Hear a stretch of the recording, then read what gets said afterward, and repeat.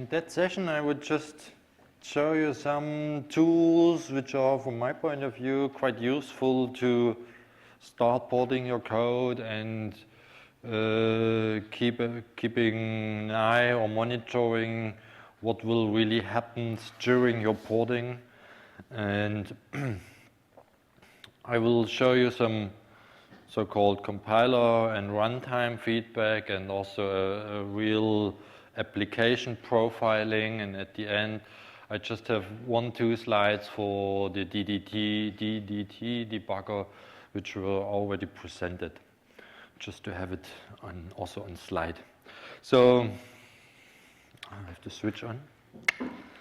So one tool which is, from my point of view, really useful is the so-called compiler feedback, which exists for different compilers. So if you want to use it with the Cray compiler, you have to use the compiler flag -HList equals A, and it creates for each source code file, it creates a file with the same name and the ending LST for listing. And within this file, you have quite a lot of information. So you have the source code in there, you have also the line numbers, and in between you have, let's say, additional information. And what we see here, for example, we have these small b, which is for blocking. You have the capital V, which means vectorizing. You have the R and free, so you also see if your loops get unrolled. There's also a capital C if loops are collapsed, or we will also see if the compiler ports that to GPU, it's also mentioned there.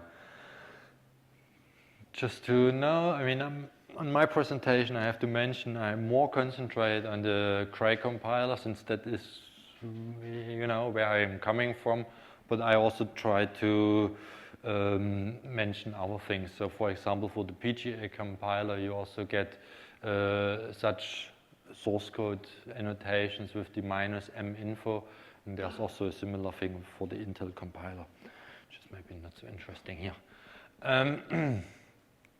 Yeah, so when we port our code to the GPU, mainly we have to keep an eye on that we have the capital G in the source code annotation here, which means that this part is accelerated, so it's ported to the GPU, and then the small g, that could be also a couple of them, that our loops are partitioned into different threads. And then there's also the loop blocking mentioned here, and I missed it with the arrow here. And if you see these pluses here in the code at the end of each routine, I mean, you can also specify that with a different compiler flag that's really there at this line, but with the default setting, it's at the end of the routine. You have usually quite a lot of different statements which in more detail describes what the compiler is doing. So it is described there, for example, if something is vectorized with the vectorized length. It's like here, you see that it's placed on the accelerator. We also see how this is blocked and partitioned. If something maybe could not be vectorized, it's also mentioned there, usually with a small hint that you have dependencies on, and so on. So this is really useful to have a look on that, and maybe also going in more detail if this is compiled as you would expect that. So if the blocking, for example, is correct, and usually you have this code here in front of the statements, and you can also use a command line command which is called explain. So you do explain, and then this full number here, for example, with FDN -6405, and then it prints you the whole description of this message. So what does that mean? How you can solve, for example, this issue, and so on. So this is if you are not sure what this short statement here should tell you, the explain statement gives you more description about that. So another thing, so this is what you do during compile time. So each time you compile, the compiler create these files, so you can check what the compiler did.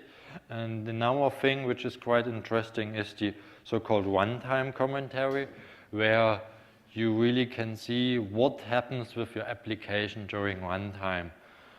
With the GPU porting, we are mainly interested in are our parts of the code performed on the GPU, and especially which or how much of the data is copied forth and back. And this tells us also if we used it with the NVIDIA tools, using the environment variable compute profile equals 1, it also tells us how much time is spent copying data or how much time is spent for performing the kernel and so on. And if you want to do it with the Cray runtime commentary, you have to use the environment variable Cray ACC debug equals 2, and then that's really a short, some few lines, but usually it's much longer. You see where your kernel starts, how much data is copied, for example here for the array A, how big is that, also for all the other variables which are copies. Then there's also a summary for the kernel or data region, how much data in total is transferred. You also see the kernel here, which even with the blocking and so on, and where you can find it. So if you say, okay, there is a lot of time spent there in this kernel, which one is it? You can easily go back to the source code and have a closer look there. I would suggest do not run both runtime commentary at the same time, just use one or the other or one after each other. But they are really useful. So really when we do a port, use them to check what is done and how we can improve the code. We can nicely see also bottlenecks there. Questions to that? Tools? Okay, so we will have enough chances to try out with that.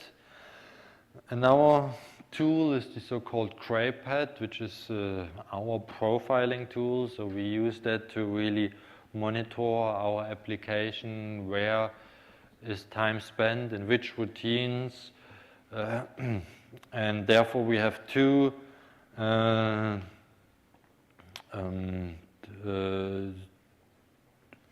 possibilities to monitor our code.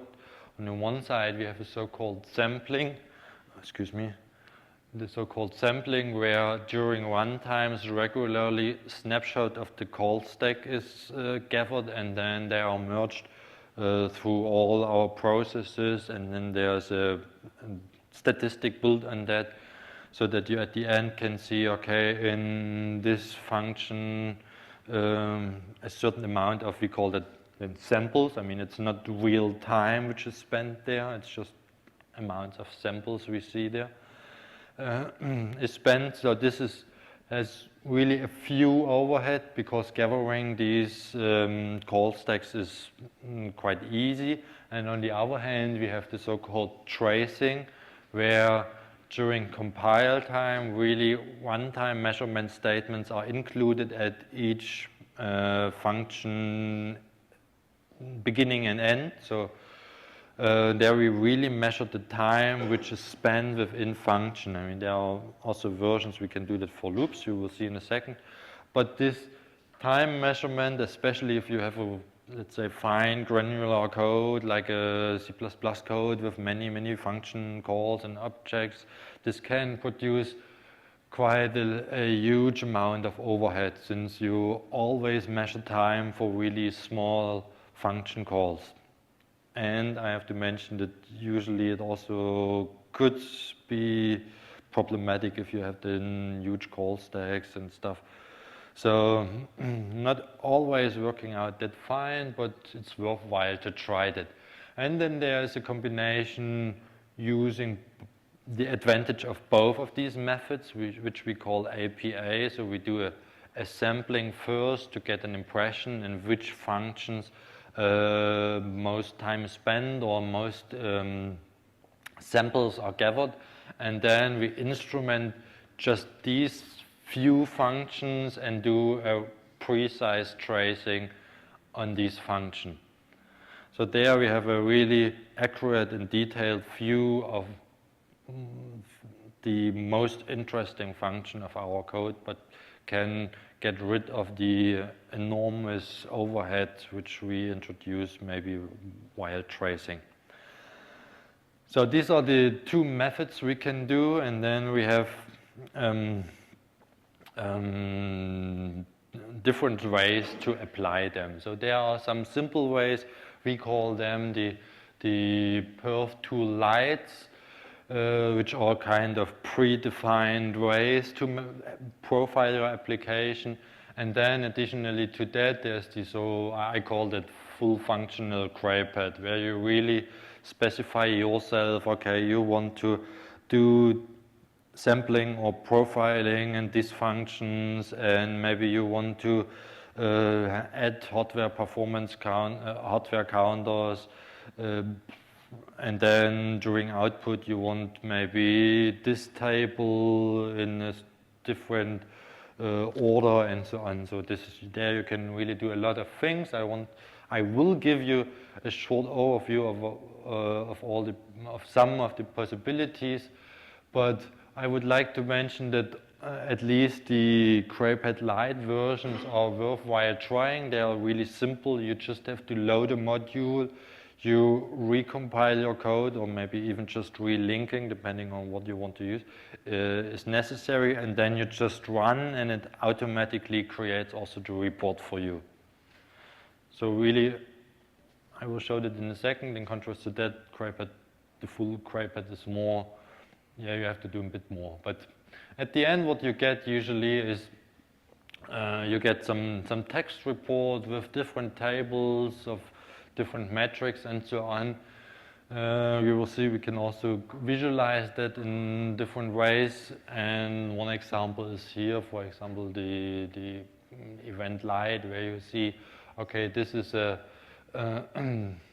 real tracing experiment where we then have the real time measured within our application. We have a percentage, so how much percentage of the whole runtime is spent within this portion of our code. We have different groups we collect. So we have so-called user functions, which is everything which is namely in your code. Then we have also function groups like MPI, OpenMP. For math libraries, we also have groups. Then everything which could be not kind of classified to your source code or to a certain library is then part of the so-called ETC. So yeah, so there are different light modules. We have the just perf tool light module, which is a sampling, so the one with the least overhead. Then we have the light events module, which is in tracing. So if you want to have a more accurate view of your application and you know it's maybe not producing that much overhead, you could also use that one. Then if you want to use it in on a loop level, so as mentioned, the tracing is usually just on a function level, so at the function beginning and end, time is measured. With the light loops, time is not only measured within the function, but also around loops within the function. So this is quite useful, especially when you want to port your code to GPUs, since there you really identify loops where a lot of time is spent. So these are the loops you want to concentrate while porting to GPU. So there you want to put your kernel around. And then there's also a light GPU version which can also measure the data movement to the GPU and the execution of the kernel on the GPU. Yeah, and as mentioned, the Cray PAT module, then you can fine-tune your profiling using the PAT build to instrument your application and PAT report to create the port on basis of the raw data. So there's another example here for the GPU, but we will have a closer look to that later on. So there you see, in contrast to the other example where we have just time and also load imbalances and calling groups, we have here then really the data movement, so how much data is moved to the GPU and back from the GPU. So, as mentioned, when you use the Cray PAT Lite modules, you just load the module, you recompile your application, you run your application, and automatically in your output, the report is written. But additionally to that, a so-called AP2 file is written, and you can act with the tool PAT report on that AP2 file to present more or other data or change the presentation of your profiling data. So for example, with the -T options, you can remove the threshold, and then you see also functions which have less than 1% runtime spent on. But you can also change the tables that you include a call tree or source code lines and so on. So for the perf2 Lite functions, we do not need the PAT build, but I just placed here for that we have everything together. So there we can specify different options how we want to profile our application. So with -U, for example, we do a tracing of all user functions, but we can also specify some certain functions we want to trace that we do not trace the whole. We can also specify some groups, for example, MPI, OpenMP, or if we have CUDA in there, or IO syscalls, we can specify that one. And what I already mentioned, what we can also use with the Lite modules, we have these PAT report, and then with the -O options, we have really a lot of different options how we can present the tables, but we also have possibilities like the filter input, where we then, especially for the MPI applications, can also say, okay, I just be interested, for example, in my master process, so for example in rank 0, what is this process doing, or maybe just on every second, since I have a certain pattern on that, or yeah, whatever you can imagine, you can really filter there your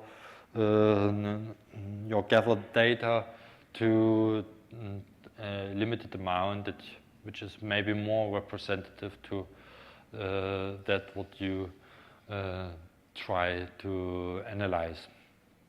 Then you can also write it to a certain file, or you can also specify a certain format. So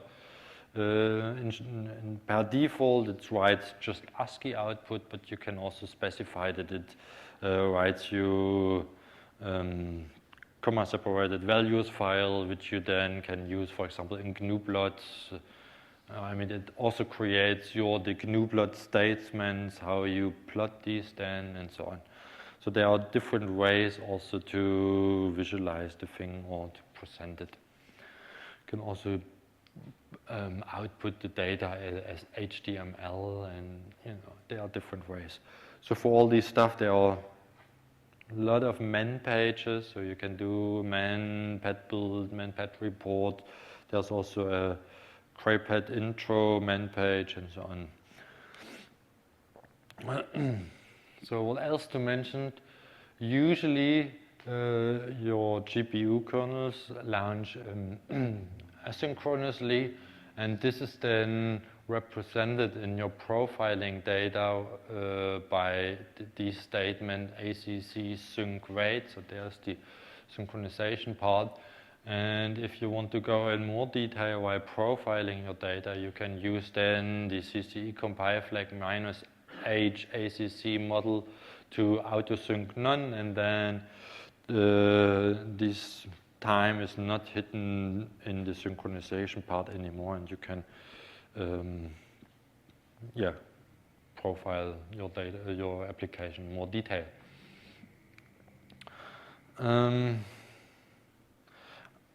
I would not recommend that to do it in the first step. I mean, tomorrow we will do just the light profiling, but if you later on maybe want to really go in more detail with your application, this is the APA, so the combination of sampling and tracing, and therefore you have to do two profiling ones. So the first one, you just load the perf tools base, perf tools.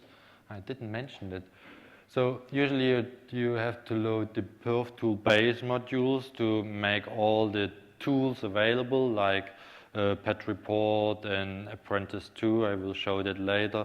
And it also makes the different perf tool lights and perf tools modules available. And then while loading the module perf tools, you tell the framework that you really want to do a full functional Cray PAT, and then with the PAT build, you instrument. I mean, you first have to build your code using these modules, which has some additional information in the source code, in the object files, and then with PAT build, you really introduce then.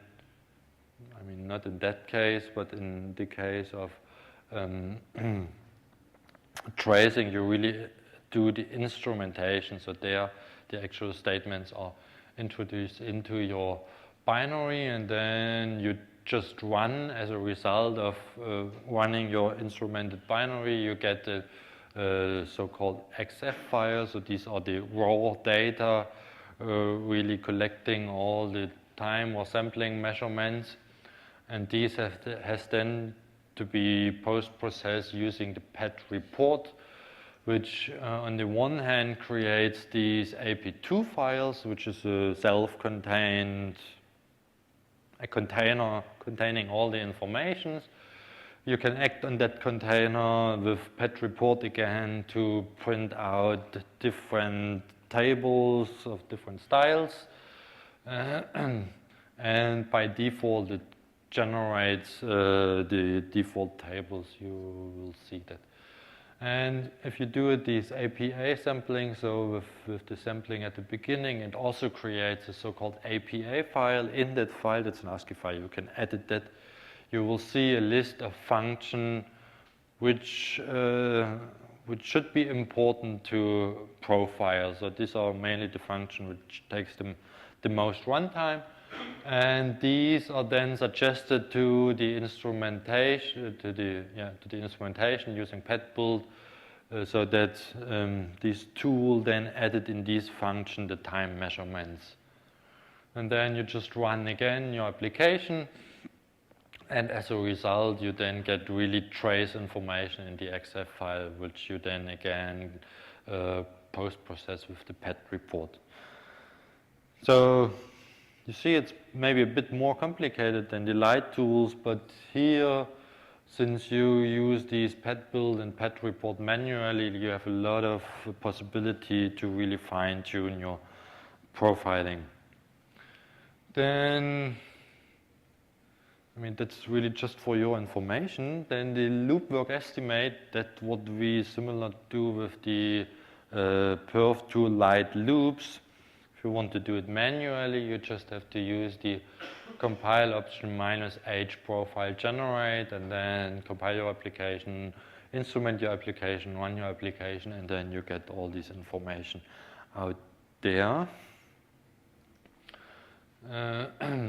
The same with accelerated codes. If you want to do it manually, you simply have to use the accelerator module, so Cray PAT, SL, NVIDIA 60 here, and then compiling, PAT build, AP run, and then the information should be in the reports. So short examples. I mean, we saw that already.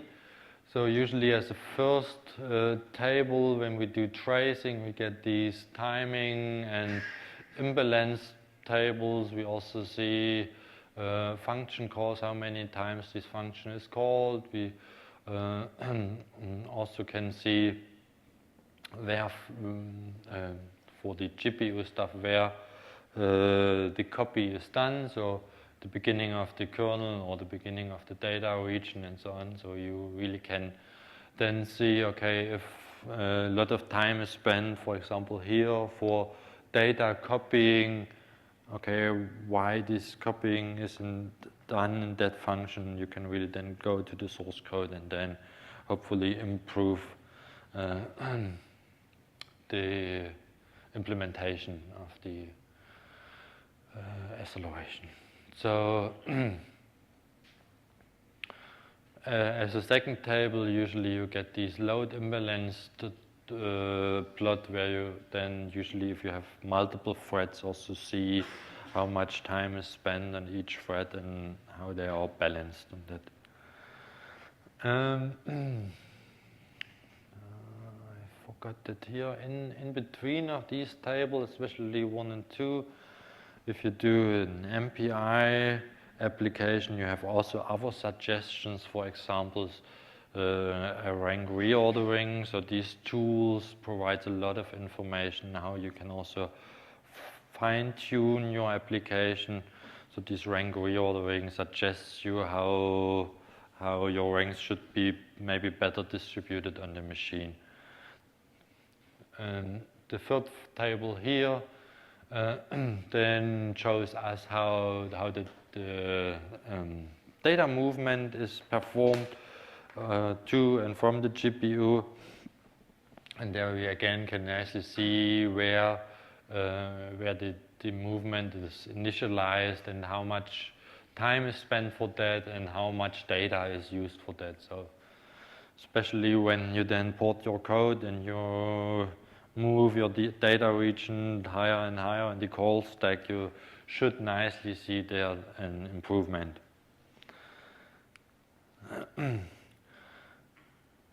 What else can you do is this so-called hardware counter. So there are different counters which are available on the machine, provided from the CPU, but also from the GPU.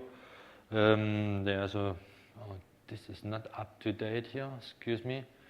So there is a file where all these counters are listed, and then you can simply specify then using the environment variable PAT-RT perf counter to a certain group or the actual counters. And if you then run your profiling, it prints you additionally the hardware counter information. Questions to that? I think I missed the apprentice tool. Yeah, let's go on to reveal. Reveal is an we named it source code viewer. So it's not, you cannot edit so far your source code, but you can view your source code with additional information of the compiler feedback and combining that one with the profiling information. So it also can help you porting your code to OpenMP by giving you hints about data scoping. So it can also do kind of automatic scoping. We will see that in a second. And if you want to use that, you just load the module perf tool space, as mentioned, providing all the informations. Then you have to compile your application with the -HPL. PL stands for program library. And then what you specify there is actually a directory name.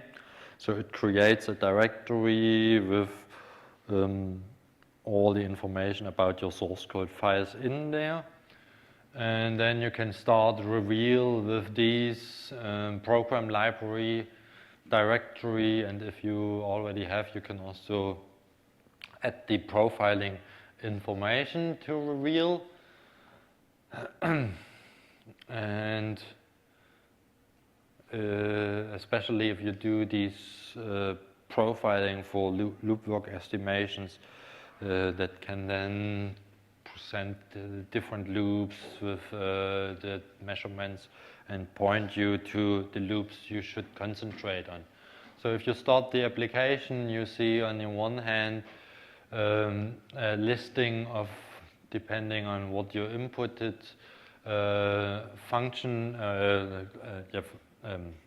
source code file names, or in that view you see the different profiling information. So this is then percentage of runtime, for example, and on the other side, on the right side, you see your source code, and additionally to that, in the source code lines, additionally to that, you see also the compiler feedback. So you see if the compiler vectorized your code, or also all the other statements, if it's ported to the GPU, blocked, and stuff like that.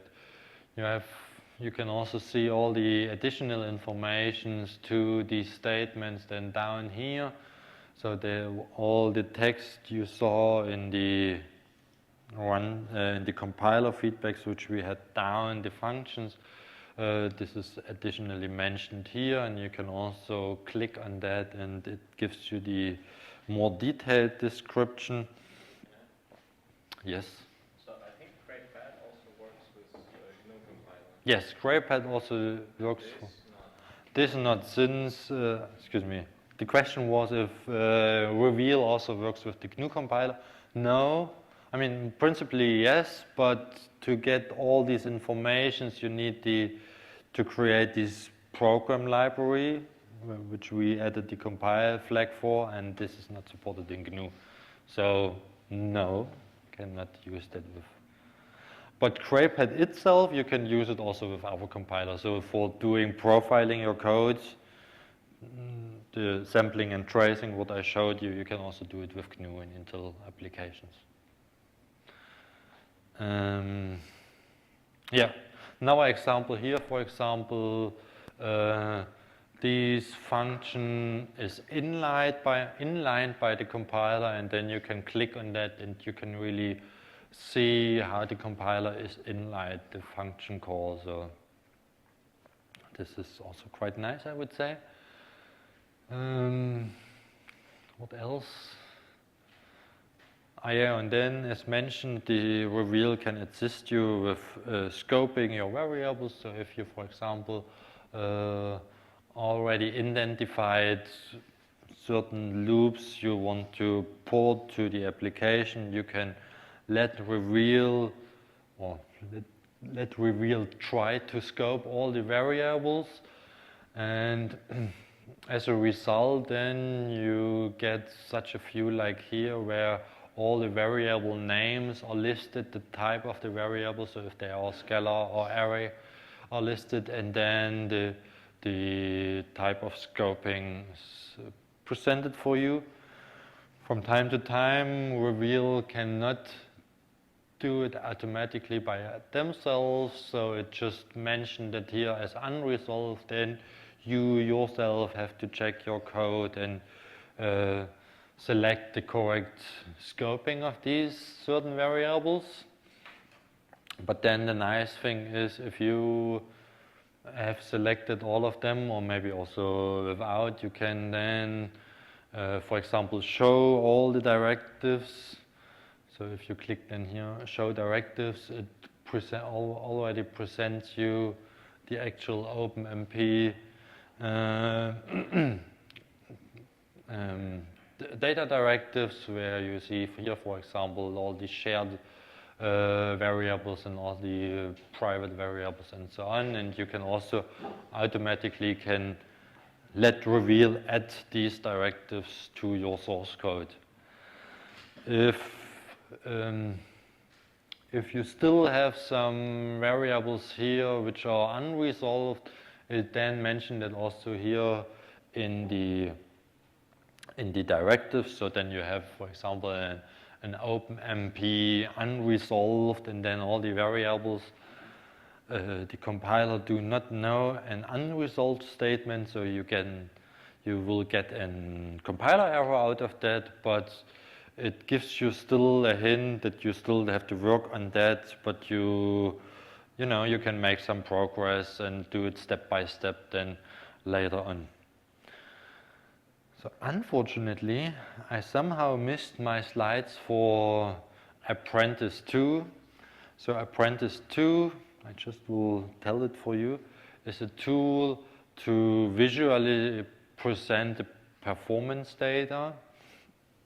So then everything we saw in the text reports, like how much time is spent in the function, how is the load imbalance between different threads, memory usage, and so on. This can be nicely visualized with the Apprentice.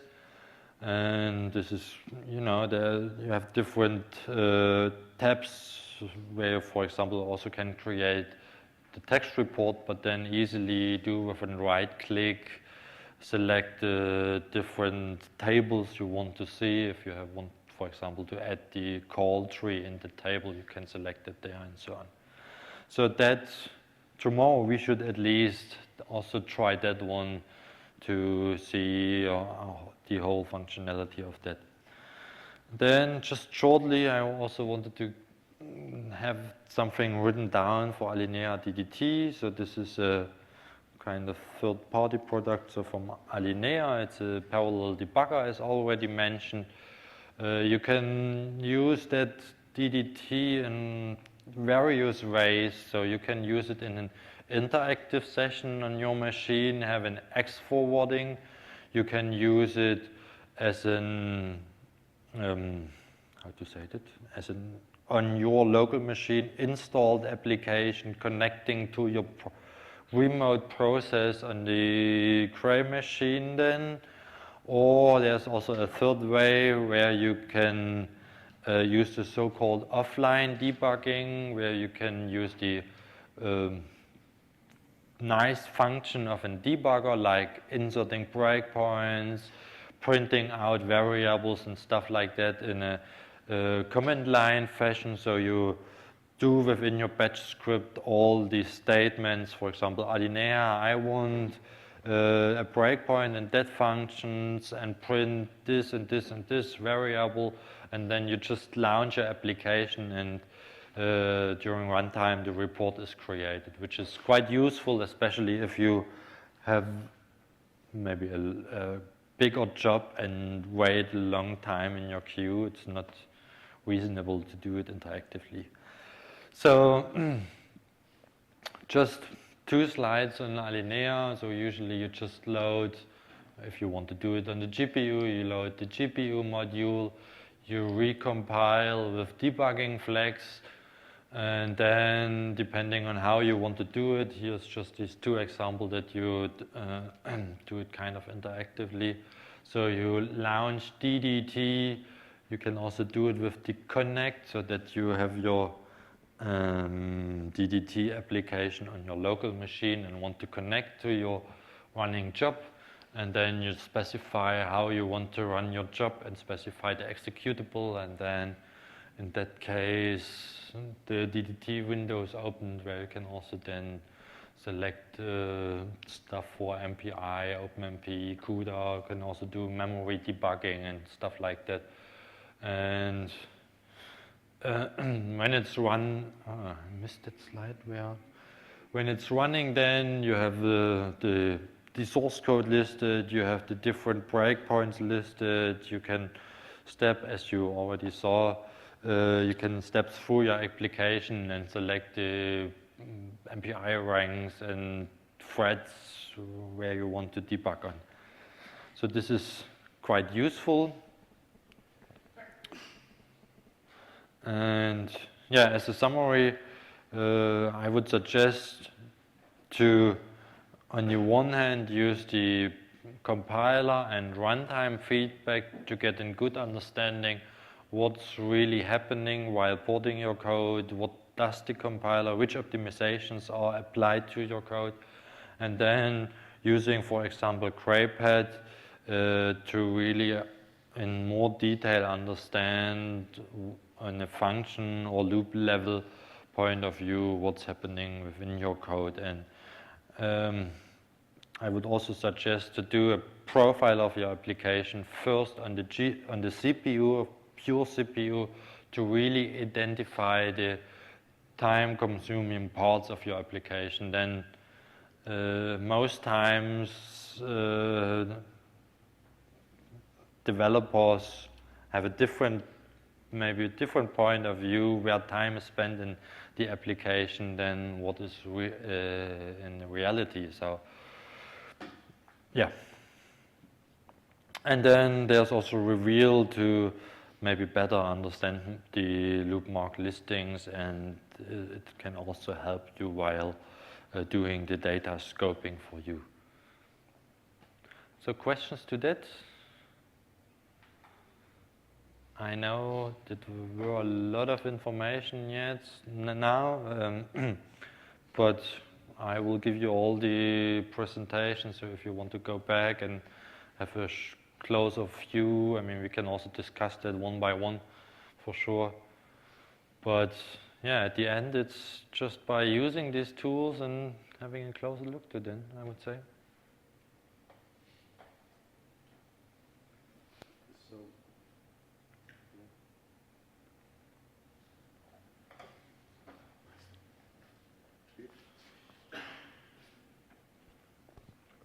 Is that better? Mm-hmm. So what tools do you actually use yourself? For example, Reveal. I don't know many people who actually use Reveal. Always depends on the people. I mean, Reveal is quite nice for combining the profiling data with the compiler feedback. And I mean, if you like this visualization, you know, clicking somewhere, that's a nice tool. I mean, I myself, I'm more like, you know, going with VI through all these files and do it on a text basis. But I mean, you have more or less the same information there. On the other hand, with the Apprentice 2, yeah, unfortunately I have no slides for that. I can maybe do that tomorrow. There you have a, I would say there you can get a more detailed point of view. I mean, you can also get the same information on a text basis, but especially you have a kind of a call tree where you see all your functions with different sizes and width of the total time spent, inclusive and exclusive time, and so you can get better big picture of your application using these tools. But on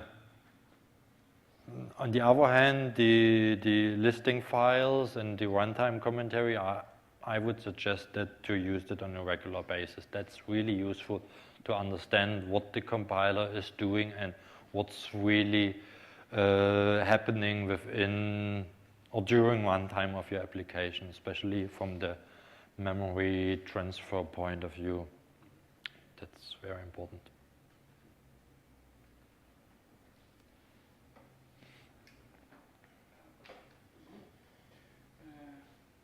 So we still have some time.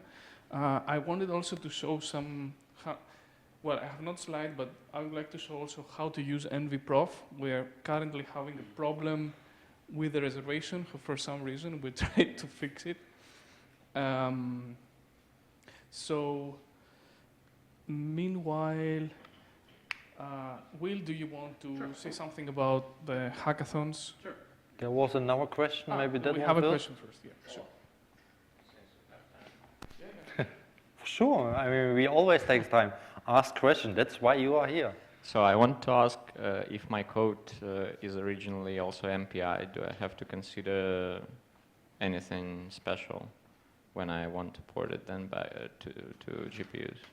No, I mean, usually you have your data local on each MPI rank, right? So, I mean, you have to do the trivial considerations that okay, how you act on your data, which data is, or how your data is distributed on each MPI rank, and then just these data can be moved to the GPU, right? But beside of that, no. I mean, it's more like having a serial code. You have multiple instances with different data, and then use that one. What if I have a piece of the code which should run on many cores, and then later piece of the code that should run on the GPUs? That's fine, no problem. What do you mean with different cores? Well, I have 12 cores per node, so I want to parallelize some loops with just over those cores, and maybe some other loops I want to parallelize with GPUs. Yeah, it depends on, do you do host OpenMP parallelization or just If I 12 just write cores OMP MPI? pragmas, if for those, for that parallelization over cores, I just write OMP pragma for before I mean, what the you follow. have to keep in mind that if you want to, or if you need data from one process to the other, and then you offload your work to the GPU, you have to, in most cases, transfer the data back to the CPU, communicate it there, and then you can just offload it again to the GPU. I mean, there are also constructs like the G2G MPI, but Well, for me personally, I think it would be a block which does something with this usual parallelization OMP without GPUs, and then it ends. And I guess for me, in my mind, it was just one thread that continues, and then later the GPU starts. So yeah, it's fine. so if you have, for example, an OpenMP host OpenMP parallelization, and you end, then you just have one thread, and excuse me, you have just one thread then at the end, so you that's can fine. just parallelize then on the GPU. Yeah, that's fine. I mean, it's a bit more advanced if you want to use both methods. So if you want to keep your code portable, it should, I mean, for example, your region you want to offload on the GPU, you want also a version which then parallelizes on pure CPU machines, then you have to do an if-def there and distinguish between the two versions, so the pure CPU OpenMP parallelization and the target constructs. But I mean, that's also more or less possible. I already saw some nice implementation where you then also recycle the data scoping for both cases. You just annotate, okay, if it's GPU, you do the OpenMP target pragma, and in the other case, you just do the parallel loop do statement, stuff like that. So you can do that nicely.